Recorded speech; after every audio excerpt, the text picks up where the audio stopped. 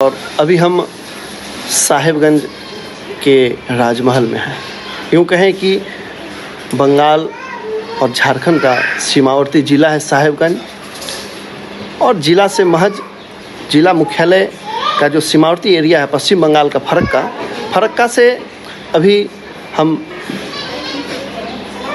लगभग 35 से 40 किलोमीटर के दूरी पर है सड़क मार्ग से। हालांकि एयर डिस्टेंस जो है पश्चिम बंगाल का महज यहाँ से 6 से 7 किलोमीटर पड़ता है। हवाई जो मार्ग है वह 6 से 7 किलोमीटर के दूरी पर है। गंगा नदी समीप है, गंगा नदी के उस पार पश्चिम बंगाल पड़ता है। विगत दिन जिस तरह से पूरे देश में वक्फ संशोधन बिल के नाम पर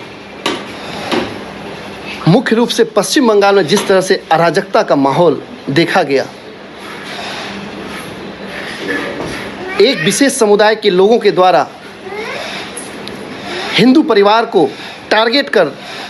जिस तरह से निर्मम हत्याएं हुई, यह पूरा देश आज इस घटना से मर्माहित है। हमारे बीच पश्चिम बंगाल के धुलियान जाफराबाद के रहने वाले ये परिवार हैं। इनके परिवार में 2 सदस्य कि जिस तरह से उपद्रवी तत्व के लोगों ने निर्मम सभी के सामने हत्याएं की, हत्या करते हुए जिस तरह से उन लोगों ने खुलेआम सड़कों पर उतरकर अत्याचार किया, लोगों के घरों में तोड़फोड़ किए, लूट अगजनी,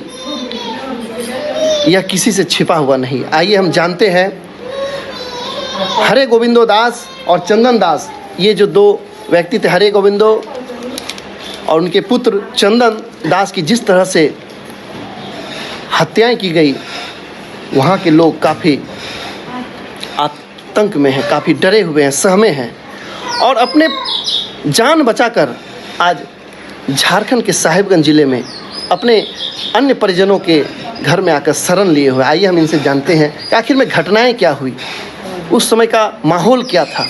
आपका। शनिवार बेला 8টা থেকে 9টার ভিতর কিছু দুষ্কৃতী লোক মুখে গামছা বেঁধে রুমাল বেঁধে যেন মুখ না দেখা যায় সেইভাবে এসে হামলা করলো দোকানের ওপর। দোকান থেকে বাড়ির ওপর হামলা করলো, বাড়ি থেকে হামলা করে কারোর বাড়িতে আগুন ধরিয়ে দিচ্ছে, কারোর বাড়িতে ঢিল চালাচ্ছে, কারোর বাড়িতে বম চালাচ্ছে, কারোর দরজা ভাঙছে। ওই করতে করতে আস্তে আস্তে ভিতর দিকে চলে গেল। ভিতর দিকে কিছু লোক মোটামুটি ভেঙে এলো, যে কালী মন্দিরের ওইদিকে চলে এলো, কালী মন্দিরের ওইদিকে কিছুটা যে ভেঙে এলো, কালী মন্দির আগুন ধরিয়ে এলো। তারপর আবার আস্তে ভাঙতে এসে পাশে গ্রাম ঢুকলো, পাশে গ্রাম ঢুকেও কিছু ভেঙে এলো।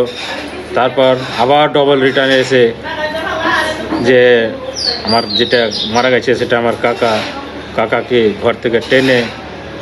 এনে রাস্তায় কেটে খুন করে, কাকাতো ভাইকে রাস্তায় টেনে এনে খুন করে। আমরা তখন ঘর থেকে বেরিয়ে দেখি যে কাকা পড়ে আছে রাস্তায়, কাকাতো ভাই রাস্তায় পড়ে আছে। তারপর ওরা কিছু কাউকে দেখতে পায় না, যে গাড়ি ব্যবস্থা করে গাড়ি পায় না, যে তারপর প্রাইভেট একটা গাড়ি নিয়ে গেলাম ডাকবাংলা ডিডিএইচে যে মৃত্যুগুলো ঘোষণা করে যে আর নেই। আবার ডবল রিটার্ন নিয়ে এসে বাড়িতে রাখলাম। কিছুক্ষণ পর তখন আবার সে পুলিশ এবং নেতারা আসলো, ফোর্স আসলো, এসে দেখে আমরা দেখালাম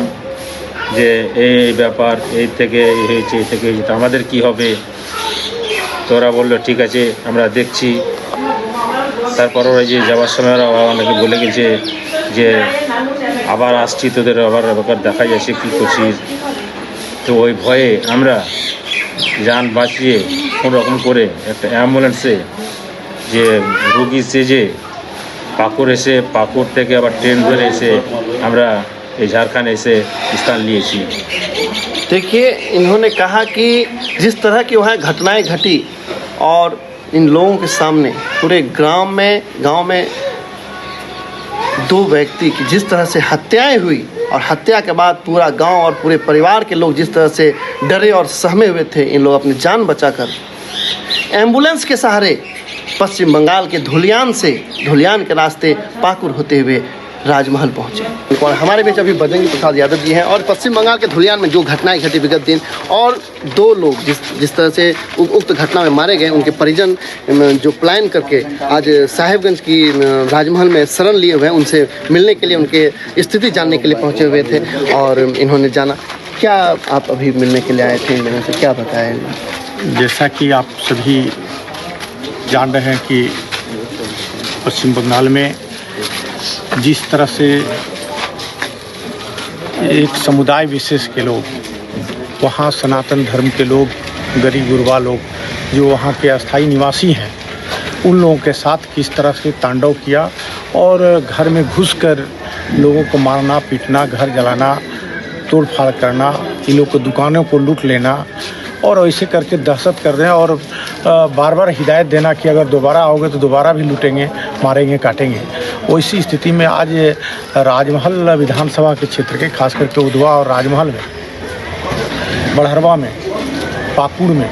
उधर से जो बंगाल से लोग त्रस्त लोग हैं, जो सनातन संस्कृति के लोग जो हैं, हिंदू लोग हैं, वो लोग आए हुए हैं। यहाँ पर भी अब देख रहे हैं कि 15 की संख्या में लोग आए हुए दहशत हैं। इन्हीं के परिवार के 2, एक बूढ़ा और एक 40 वर्ष का जवान लड़का, दोनों को वहाँ ये लोग आंखों के सामने मार दिया गया। वैसी स्थिति में वहाँ से दहशत में किसी तरह एक बूढ़ी माँ है, करीब लगभग 80 वर्ष का उम्र होगा, हमको लगता है उनको पेशेंट बनाकर एम्बुलेंस में करके किसी तरह एम्बुलेंस में बीमारी के बहाना करके भाग के वहाँ से आए हैं। और ये लोगों का कहना है सीधी तौर पर कि अगर हम लोग को सुरक्षा BSF का वहाँ कैंप नहीं लगता, पहले लगा हुआ था इनके गांव में, अगर कैंप नहीं लगेगा तो हम लोग वहाँ फिर से जा नहीं पाएंगे और वहाँ रह नहीं पाएंगे। इसलिए सरकार से ये लोग मांग कर रहे हैं, केंद्र सरकार से, कि वहाँ BSF का कैंप लगना चाहिए। जो कैंप जहाँ पहले था उस जगह पर लगता है तो 3 गाँव, वहाँ के आसपास के 3 गांव बता रहे हैं, वहाँ के जो हिंदू बहुल गांव है, जहाँ गरीब गुरबा लोग बीड़ी बना के किसी तरह रोज़मर्रा के ज़िंदगी में मजदूरी करके या चाष करके, मतलब खेती करके लोग जीते खाते हैं, वो लोग वहाँ रहना मुश्किल है। इसलिए निश्चित तौर पर जो ममता बनर्जी के जो जंगल राज बंगाल में चल रहा, तुष्टीकरण की राजनीति चल रही है और जिस तरह से वहाँ पर एक वर्ग विशेष को जिस तरह से टारगेट करके इस तरह से आक्रमण किया जा रहा, निश्चित तौर पर हिंदुस्तान के लिए एक खास करके बंगाल एक कलंक साबित हो रहा। और इसमें अभी तक निश्चित तौर पर वहाँ के ममता बनर्जी का कोई बयान नहीं आ रहा, ना सुरक्षा के दृष्टिकोण से आ रहा, बल्कि उनकी बयान में हर समय कहीं ना कहीं उस्काने का तर्ज है। जैसा कि कह रही थी कि ये बयान कि केंद्र का मामला है, ये वक्फ बोर्ड का मामला, तो इसमें हमसे क्यों मांगना है तो केंद्र, मतलब एक तरह से इशारा कर रही थी जो करना है आप लोग केंद्र के लिए करो, उपद्रव करो या घटना करो। झारखंड के भी यहाँ के मंत्री लोगों का बयान सुनने के बाद यही लगता है कि कोई मतलब संविधान को मानने वाला लोग नहीं है, न्यायालय को मानने वाला लोग नहीं है, बल्कि शरीयत के हिसाब से यहाँ झारखंड में भी इस तरह का बयान आ रहा है। यहाँ के स्थानीय विधायक जो विधानसभा में बोलते हैं कि हमको सनातन संस्कृति हिंदू वोट 50 से 55 हज़ार वोट मिला, क्या उनका फर्ज नहीं बनता है कि बगल में बंगाल में इस तरह का घटना घट रही है और वहाँ से त्रस्त लोग यहाँ पर आए हैं, शरण लिए हुए हैं, क्या एक बार देखने का भी उनका फर्ज नहीं बनता है या उस पर कोई बयान देने का फर्ज नहीं बनता है? यहाँ के जो स्थानीय विधायक हैं कहते हैं 50-55 हज़ार हिंदू वोट दिया और यही शरीयत दे रहे हैं आपकी, एक बार झांकने तक नहीं आए, ना इस पर कोई बयान दे रहे हैं। तो तमाम लोग जो झारखंड यहाँ में जो सरकार है, झारखंड मुक्ति मोर्चा कांग्रेस की जो और गठबंधन की सरकार है, निश्चित तौर पर बंगाल के तर्ज पर चल रही है, इसलिए इससे भी आशा उम्मीद नहीं है। हम माननीय गृह मंत्री से ये मांग करते हैं कि वहाँ कैंप वहाँ लगे और इन लोगों को सुरक्षा दिया जाए ताकि रह सके। दूसरी चीज़, बंगाल में राष्ट्रपति शासन लागू होना चाहिए और तभी वो वहाँ जंगल राज का समाप्ति होगा और राष्ट्रपति शासन में ही वहाँ पर अभी रखा जाए और चुनाव भी राष्ट्रपति शासन के देखरेख में ही वहाँ पर हो, तभी जाके वहाँ पर सही न्याय मिल सकता है, लोगों को रक्षा सुरक्षा हो सकता है। देखिए हमारे बीच बजरंगी जी थे, इन्होंने कहा कि जिस तरह से धुलियान और पश्चिम बंगाल के विभिन्न जगहों पर घटनाएं घटी और इसके बाद स्थानीय सरकार ममता बनर्जी की सरकार जो अब तक मुखदर्शक बनी हुई है, किसी भी तरह का कोई टीका टिप्पणी नहीं है और उल्टे ही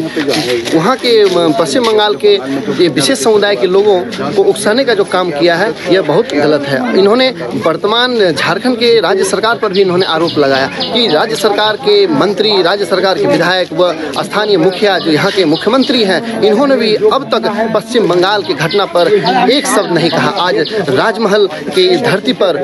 पतित पावनी माँ गंगा की पावन भूमि पर पश्चिम बंगाल के धुलियान से पलायन करते हुए अपनी जान को बचाकर जो आज यहाँ राजमहल पहुँचे हुए हैं, उन्हें भी देखने के लिए ना कोई मंत्री आया, ना कोई विधायक आया, ना यहाँ के किसी भी तरह के कोई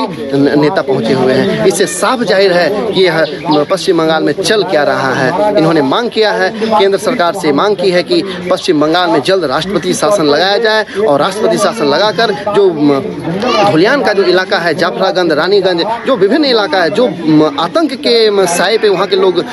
जी रहे हैं, उक्त इलाकों पर बीएसएफ का कैंप खोला जाए, तब ही जाकर स्थिति सामान्य होगी। सहयोगी कैमरामैन के साथ साहेबगंज से न्यूज 5 स्कोप के लिए अमन। अगर आप देश के किसी भी कोने में रहते हैं, अगर आप पटना आना चाहते हैं और घर जैसे रहने और खाने का आनंद लेना चाहते हैं तो एक बार जरूर आए होटल डायमंटन। संपर्क करें 9572759746, 9031859981, 0612400158 एड्रेस अपोजिट विद्या संस्कार स्कूल, रंजन पथ, गोला रोड, बेली रोड, पटना 801503।